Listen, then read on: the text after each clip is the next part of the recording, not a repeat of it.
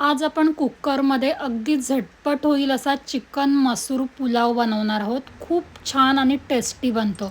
त्यासाठी इथे आपल्याला कुकरमध्ये 3 पळी तेल घालायचं आहे. यामध्ये अख्खा खडा गरम मसाला घालायचा, एक मोठा उभा चिरलेला कांदा आणि 1 ते 2 हिरव्या मिरच्या घालायच्या आहेत. कांदा गुलाबीसर परतून झाला की यामध्ये 1 टेबलस्पून आलं लसणाची पेस्ट घालायची. पेस्ट साधारण 1 ते 2 मिनिटे परतून घ्यायची आणि मग यामध्ये एक मोठा उभा चिरलेला टोमॅटो घालायचा. टोमॅटोही थोडा मऊ झाला की आपण यामध्ये सर्व मसाले घालायचे. इथे मी अर्धा चमचा हळद घातलेली आहे, 1 मोठा चमचा लाल तिखट, अर्धा चमचा धणे पावडर आणि अर्धा छोटा चमचा जिरे पावडर. मसाले मंद आचेवर एकजीव करून घेतले की यामध्ये 250 ग्रॅम चिकन स्वच्छ धुवून घातलेला आहे आणि अख्खा मसूर आपल्याला हवा आहे तेवढा आपण घालू शकतो.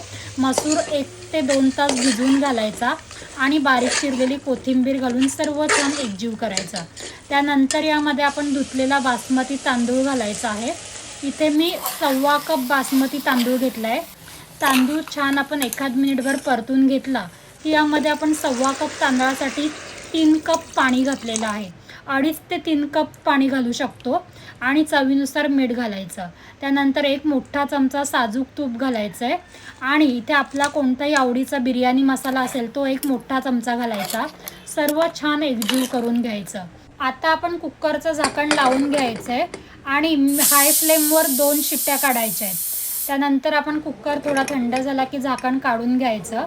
आता वरून बारीक चिरलेली कोथिंबीर घालून घेऊयात आणि सर्व राईस हलक्या हाताने एकजीव करायचा आहे.